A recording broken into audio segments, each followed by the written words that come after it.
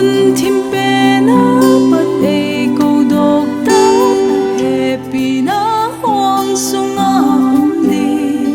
se gwal lo ma happy na hi amak talwai ke di ka hun nei sun la na sem the ni ei hun pan pi olal pa